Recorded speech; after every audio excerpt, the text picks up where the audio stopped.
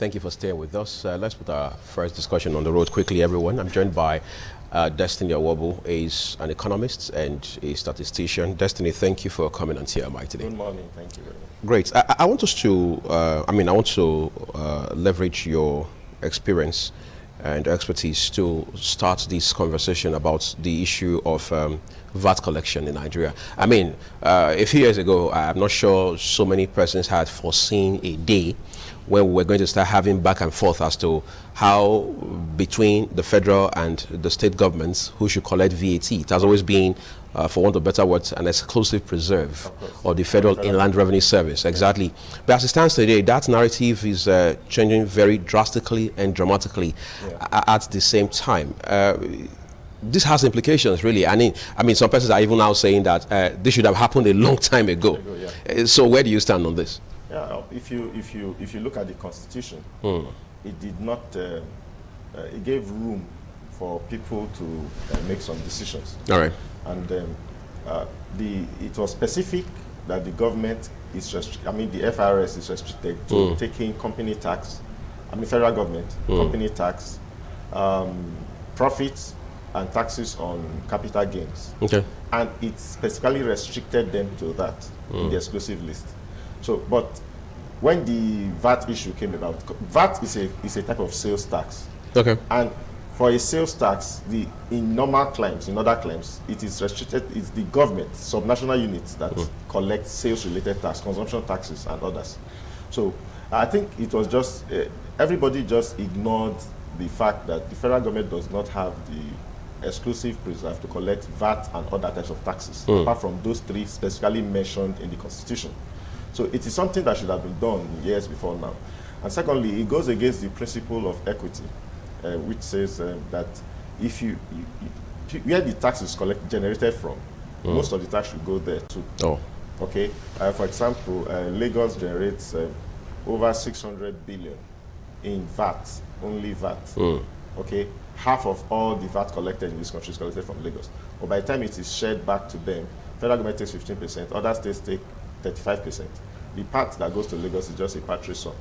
So it goes against that principle that says taxes should be taken to the place where it is generated when you are allocating the funds back. So it goes against the principle. And thirdly, it also goes against the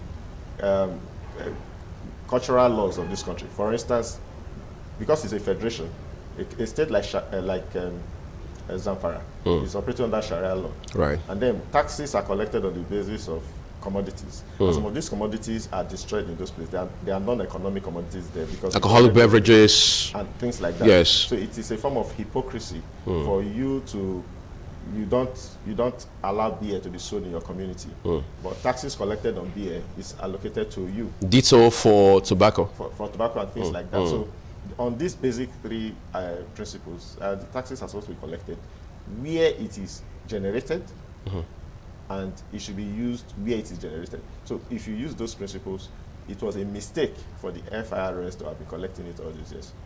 A lot of persons now believe that the River State government, of course, under the leadership of Governor Nyesom Wike, has now stirred the hornet's nest, and they are saying that other states are most likely going to follow suit. Of course, we see that happening in Lagos already. Okay. The bill at the House of Assembly in that state has scaled second reading now. That's some progress, significantly speaking now. Yes. Ultimately, we are going to find other states following through along that path as well. What does that mean for the economy overall? Does that mean we're going to make progress economically? Because some people say that the revenue will come closer to home, and that means that the possibility of developing from, subnationally is now pretty much guaranteed, and so on and so forth. But again, our public finance system has never really been transparent. Does this development change that for the better in any way? Yes, it does. Because if you look at the total amount of tax generated in this country, because it is not decentralized, right? We tend to have the incidence of our tax is actually external, because the federal government simply is only oil-related taxes that government lay holds on. In fact, most of the bulk of the taxes we used to run this country come from the oil-related, the mining-related rents and things like that. So, but if you decentralize it state by state and allow people to collect their taxes, because states are closer to the people, they are able to develop a system that can reach the interiors and collect these taxes. Okay, so the multiplier effect of that, each state handling its own VAT area, is very large for the economy. Because if it's like throwing a lot of pebbles in water, it has more ripples than if you throw just one big stone on top of it. So it's the same thing. So each state should be able to tax its people. It's more effective when states do it because of the concept of fiscal federalism that says that governments should have the power to tax and spend in the territory where they control. Now, if each state is able to do that, you know, we're also talking about state policing, many state security. Look at this security problem. If you want to solve it, we have tried to do that nationally. You see that it has been problematic for us. Now, states are saying, let's have our own police. States, look at the anti-grazing bill and things like that. Everywhere in the world, most problems are localized. Okay, security and others, they are localized problems. So we can solve them locally. So the same thing with tax. What this whole thing tells us is that Nigeria is actually evolving. I mean, the country is becoming smarter. For the first time, we are seeing a divorce between state policies and federal policies, things like that. It allows that kind of engagement and disagreement. It removes people from the party affiliations, party politics, and it goes into rational governments. What we need are rational governments that are based on systems. So if each state can divorce itself from the center when it comes to administration and things like that, it therefore means that our laws will begin to change with time, our policy will begin to change with time, our tax system will be more advanced, more robust, and more buoyant. Because, like I told you, the federal government budget, for instance, is about $40 billion. Each state has between 100 and 500 billion internal generated revenue. Now, if you allow each state to manage its taxes, I can assure you the IGR of states will triple in the next 10 years. It will triple, allowing the states to look inwards instead of looking at the rent from the center. Distribution factor, that kind of distribution economy where we wait for the federal government to collect money and doesn't have the system to reach the whole society, and then wait for them to send it back to us, makes states lazy, makes some states not to be able to take advantage of their competencies. So some states, what is now happening now is that some states like Lagos, Port Harcourt, Bayelsa, Delta State are generating billions of naira, which is taken to the center and distributed to 36 states. And some states are not as economically viable as others. Okay, so what's happening is that most of the states on paper are not supposed to exist if we follow fiscal federalism. Some states do not generate enough money to even fund their operations. So ultimately they won't be able to sustain themselves. They can sustain themselves. One thing about governance is that it should be sustainable. You should be able to create a viable government. Government should have account balances. Government can go bankrupt too. So what we mean, each state should be operated like a separate business, although with a social character, such that the government should not be, the people should not be dependent on a government where they should be dependent on themselves. So each state has resources within its own geographical area. If you don't allow fiscal federalism, what happens is that some states will be lazy. They will not be able to take advantage of their inward potential. But if you allow this to happen, then states will go at their pace. Some states who are already developing resources will develop more. Those who don't have resources, who have not developed their resources, we have to look inwards and develop those resources because they know that the tax incidence will fall on them. So they will develop it because they're going to generate money from it. This one that you see some states, for instance, using state funds, national funds to fund people on religious pilgrimages and things like that, funding things that are not of economic value. It's because the economic sources of the funds are incidental to business, whereas the spending is going to social values, which do not translate to wealth in the long run. But if you allow people to tax themselves, it therefore means that a state like Lagos can generate its own funds, spend it there. A state that does not believe in economics and business, we have to look for alternatives to get their funds. It will allow states to compete among themselves. It will allow states to be more financially responsible to their citizens, because the citizens will know that, let me put it this way, if you know your income is going to be taxed by a government, and then the government is trying to be corrupt or trying to take advantage of people in the state, it leads to activism.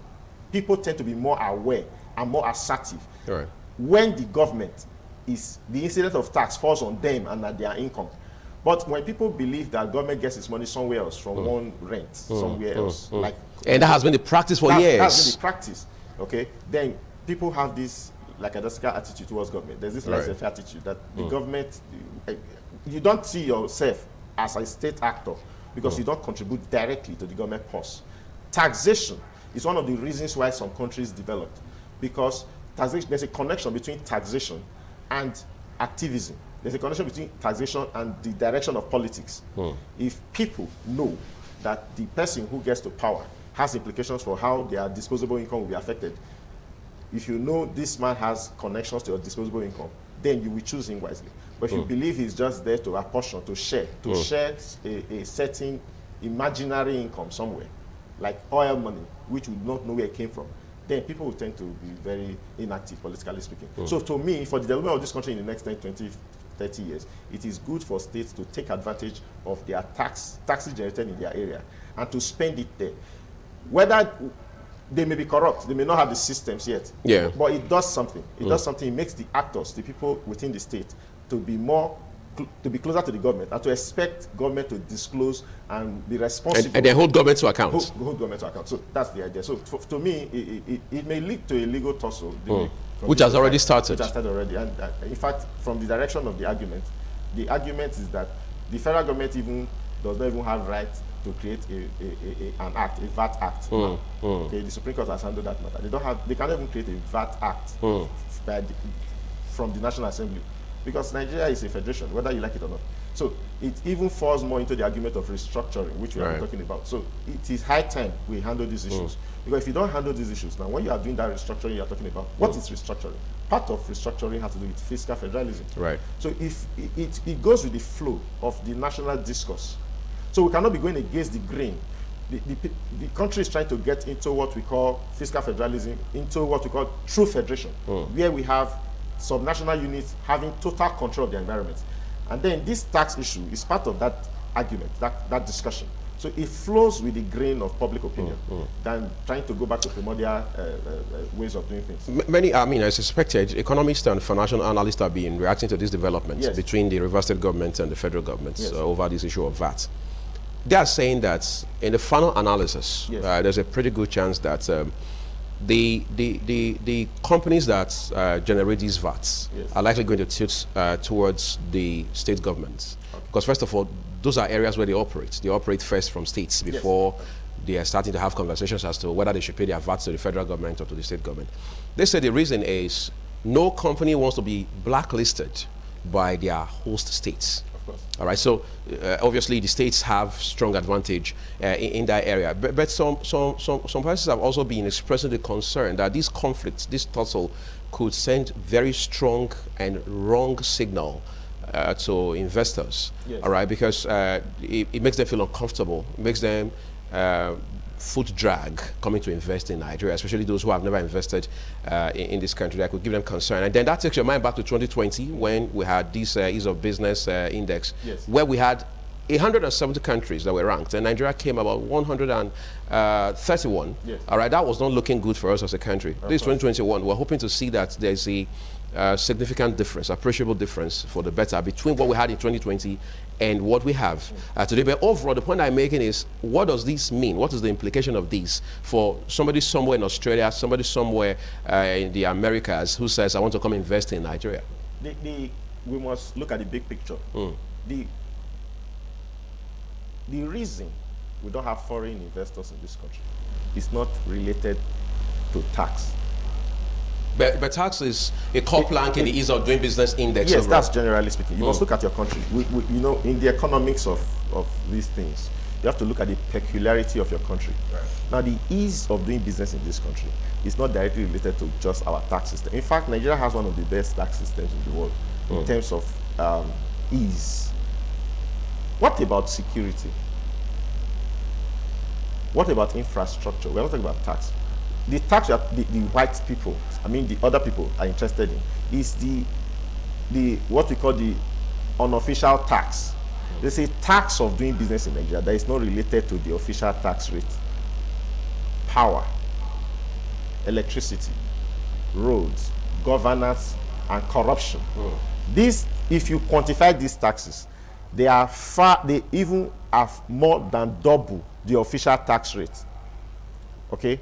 You set up a company in a country that has a flip-flop policy system where the tenure of an administration determines the overall plan for 4 years, and then after 4 years another government comes and the government starts undoing the system of the previous government.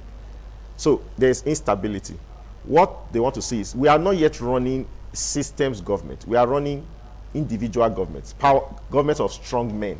So if a party gets to power, you expect certain policies according to the Machiavellian approaches to government. Right.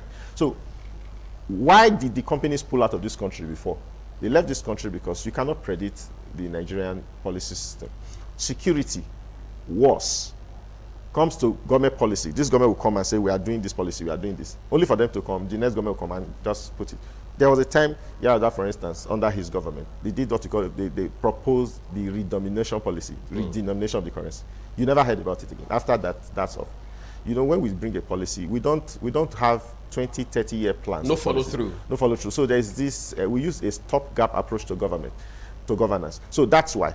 The tax rate itself, okay, let's talk about the VAT, for instance. The VAT Nigeria charges is one of the lowest in the world. At 7.5? Yeah, at 7.5. Okay, in West Africa, in our region, we are the lowest. Then if you compare it to those other climes, like the Arab nations and others, it's similar. But those people have higher disposable incomes. Right. They have higher minimum wage. So they are not comparable. We should compare ourselves with people in our league. Now, if we do that, Nigeria is one of the best in the world. So, but you are seeing investments moving from other countries to Ghana, for instance, with a higher VAT. Ghana is above 20%. But they still go there. So what deters people? The businessmen are more interested in making profits. So what deters people from bringing their investments to this country? It's not because our taxes, no. What we have is multiple taxes. That's a system problem. That's different from tax rates. Multiple tax systems as a result of corruption, as a result of unorganized government. Yes. We're supposed to have central tax systems that are clear, easy to decode, and easy to operate with. So you set up a company in this country. The government says, okay, you come. You imagine what happened to Gokada as a company, for instance. You come, you want to do a business, you invest $200 million in Nigeria, only for you to deal with the official government.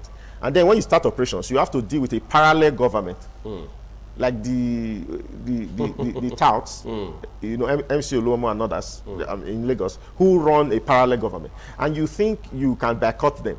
And then they stand up to you and increase the tax, and then you run to the official government, and the official government is powerless to deal with this parallel government. Right. So when you go back to the Western world, you want to talk with your fellow investors, they ask you questions, which of the governments are you dealing with? When you come to invest in a country, which of the governments are you dealing with? The underground government in this country is as powerful as the overhead government.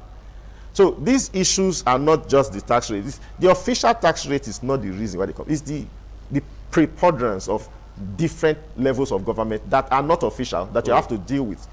Corruption, kickback system is part of the governance. So you want to do business in this country, you have to do a lot of kickbacks. Right. These people, they are coming from societies where the kickback system is totally illegal, where a company can be wound up, where a lot of people will go to jail if it is proved. And then you are coming to a system where it is institutionalized. Kickback system is becoming institutionalized in this country. There's no power. You want to set up a plant in this country, there's no power. We can't guarantee 1 week power supply. So you have to set up your own power system, increasing your cost. So we must look at these issues. From my own perspective, looking at the issues, I think it will make some states attract investors more than other states. It's part of the competition. If we begin to look at the center, we lose our capabilities. For instance, if you know that if you take your investment to Edo State, they have their own control of the economy. And then you take it to Lagos State, for instance. They have their own control and it's different. And you can, from where you are, look at the two states and decide to locate your investment in Edo because you want to take over Nigeria. Then to make Lagos State, Edo State, and other states to compete for this investment, instead of looking at Nigeria as an entity competing. Right. If a state knows that if we generate power for our state, instead of using this current system, national grid. Yes, if they know that it will be in their economic best interest to invest 100 billion naira to generate power in their state, and they know that the VAT collected on that will come to them too. They know that the investment connected to that will come to them. The resources that are connected to that will come to them. Then it will be in the best interest for a state to invest their money in those critical areas that will attract investors. Right. So each state will begin to take advantage of its own space, knowing that the total, he that pays the piper dictates the tune. You cannot have the incidence of your actions elsewhere. I have said that. That's the elsewhere. It cannot. It's not so. It's the person that pays you that tells you what to do. So it's the same thing. If the result of your efforts comes to you, you do more. But if the result of your effort is dissipated on one formula that is not based on equity, that is based on institutionalizing mediocrity, then people will not do well. You heard the other day, for instance, let me just digress a little, where the Kaduna State governor was saying that the quota system for education and those things, they should phase it out. Yeah. That is making the northern youth lazy. He strongly condemned the preferential treatment, that treatment for students and candidates from the north. Yes, because he is coming from a background of a merit system. He himself made a first class in school. You cannot go through that kind of system and expect people to lower the standard. So we should raise the bar. We should stop emphasizing mediocrity and systems that do not bring the best out of all of us. So, like I said, it will be painful. I think the political aspect of it, that it will be painful to those states who do not generate a lot of income from their quotas in the short run. But some states are already on the move. Okay, states like Lagos, states like Rivers, states like Bayelsa, states like Edo State. We are among the first 10 states. Edo State is number 7 on the list. So these states are already progressive states. They're already looking at taking advantage of their inward potential. But some other states are on the bottom. Their IGROs are so low that if you allow them to operate on their IGRO basis, they will sink. They will sink. They will be completely bankrupt. They have no reason to exist if we look at their financial fundamentals. So it will be painful for some time, but not more than 10 years, because the people have to look inwards and find a way to show up, and that competition will bring the best out of us. This our unity construct. The unity construct is good, but on economic issues, if we look at the overall goal of removing 100 million people out of poverty, which is the federal government has said. Yeah. If you want to take 100 million out of poverty, the best way to do that is not to do it from the center, is to allow each state to localize its development agenda and take 5 million out of poverty instead of one federal government grant plan. Nigeria does not have the kind of resources from the center to generate 100 million jobs.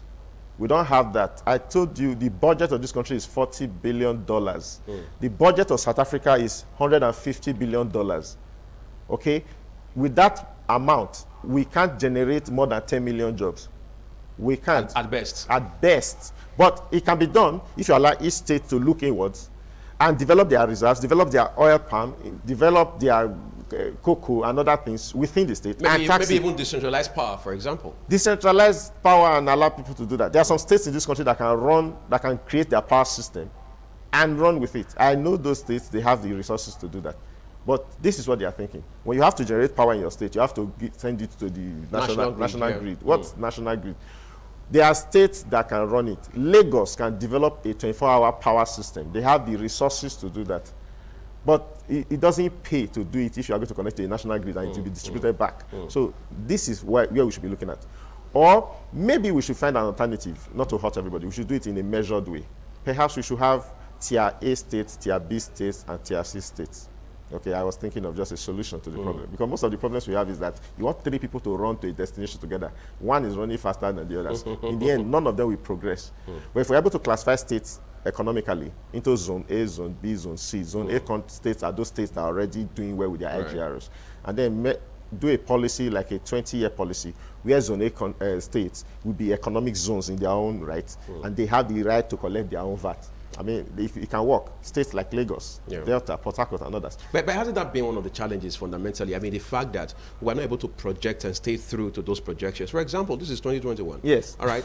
I mean, one is wondering, what is our master plan for 2040, for instance? You hear countries already talking about how they are going to phase out vehicles using fossil fuel now by 2040, some by 2030, because they are bringing electric cars into a full stream into the system. Of course. These are not just projections. People are working real time, every day, all day to ensure this comes to fruition. Yes. For example, the best perhaps we've heard in Nigeria is the is the medium-term framework, where you do a 4-year projection, for example. And most times, I mean, experts like yourself say that just revolves essentially around the budget and nothing else. Of course, yes. And then we're looking at borrowing ultimately. But what are we doing to show up revenue base, for example, beyond oil, which still, as we hear, still provides about 90% of what we need to fund budgets every other year. Of course. And Nigeria is getting indebted the more by the day. But I want to ask you something a bit more specific about this VAT discussion. All right.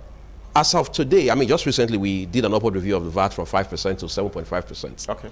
By the time states, all 36 states, maybe with the FCT, for example, go full-fledged, all right, collecting VATs individually as subnationals. Yes. Is it not possible that states can sit down and say, look, we want to jack up ours to 10% now? Other states can say, well, we want to bring ours down to 5%. Isn't that part of the competition? Isn't that a possibility going forward? Yes, there's a possibility. There is a possibility. But does that give us any advantage? Or I mean, ultimately? Anywhere there's competition, it is a win-win for all the parties. Okay, including the business people? Yes, it's a win-win. If you, like I told you, let the states compete on that base. Let's say Lagos State is 10% VAT, and Edo State is 5% VAT. And then you want to set up a VATable company. Not all companies operate around the VAT space. So you know that you are going to generate 200 billion, and the VAT tax is significant. It's going to be 30 billion.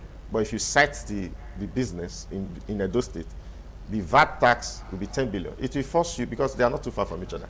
First, it will be in your best interest to cite it in Benin. Let the states compete on all levels. This is our national way of thinking. The federal government can also have its own VAT and compete with the states. It's allowed in the federation. That's why we have 2 major levels of government. Right. It's allowed. Okay, in the US, for instance, Texas can run as a country. Texas can get out of the... Texas is among the first 10 richest economies in the world. Texas is a state in US of 56 or 50 states. 50 states. 50 states. One of the states is among the 10 richest economies of the world. Okay? That state. The state has its own security, has everything. Let's get to that point. Here we stop looking at our problems from the national perspective. What the nation should do is to create a glue of the states and to moderate, to tame the excesses of the states from the center.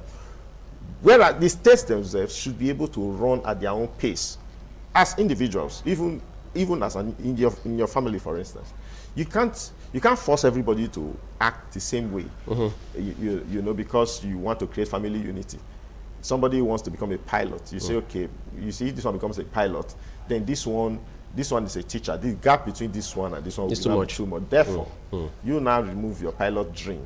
And let's see whether you can become a nurse. So do something around education, do something around health. You know, it's not easy for you to be so rich compared to your brothers. You know, you have to balance this thing. Look at, they are nonsense ideas. If a state wants to become a rocket state, it has the potential. Let it go. You know why? Because it's a federation. People can move from Edo State to Lagos State. Yes. There's no law restricting one movement. You get the point now. There are people who like the high life. We should create havens for different types of people. People who are business oriented, who want to make a lot of money, who want to take advantage of people. Yes, a modern economy. Let them have some states where they have their space. There are people who like culture, who are conservative, who want the easy life. You know, they have basic views of life. Their cosmology is around, let's just live a simple life. Some states should be able to cater to that. Okay, there are people who have the civil service mentality. They want to be public servants. They like that kind of world. Some states should be able to. We should have a state that boasts the best public service. We should have the state that they boast the best economy. The best, like New York. Healthcare system. New York is the merchandise capital of the world. Of course. Okay, but if you go to Washington, you don't talk about business. It's a politics area. It's a place where you have administration and things like that. Let that kind of competition should be allowed within states, and that is where we are going to find the diversity we talk about. How do you deal with a country with 206 million people, 400 languages, over 200 ethnic groups? It shows that by our natural design, we are not meant to be the same. I mean, from our cultural inclinations, we think differently. So why should we create a system that does not allow these differences to manifest? The differences is strength. So the basis of the unity of Nigeria should be on the diversity, right? The diversity. We should align all our policies to fit the diversity already observed. Not to create a union that is not that kind of union that forces people into a pattern, into a box, and people cannot express themselves. Okay, so that's what I'm trying to talk about. Just as we have the diversity in ethnicity, we should also have it in states, in local governments. Even local governments, we are ignoring that. Local governments can, at a certain level of the world, can begin to compete with themselves. And before you know it, somebody from Ego will be saying, come to our local government and see what's happening. If at the 3 levels, if they compete, then we have what we call synergistic relationships. Local governments can form partnerships with each other if they have the same philosophy. Yeah. While state governments can look at another state and form partnerships. You can form a partnership. Lagos can form partnership with Kano if they have similar views, economic realities. And so that union is stronger than the first union that we have now. All right, great. Yes. I'm afraid that's what we're going to leave this conversation this morning. I mean, every time you bring Destiny Awobo here, it just stretches for the right reasons. Thank you so much. Thank you. For lending us part of your time this morning. Right. This is what we're leaving it with our first discussion. Shortly, we'll bring you a few more discussions, including scaling agriculture and what we can do going forward. Stay with me.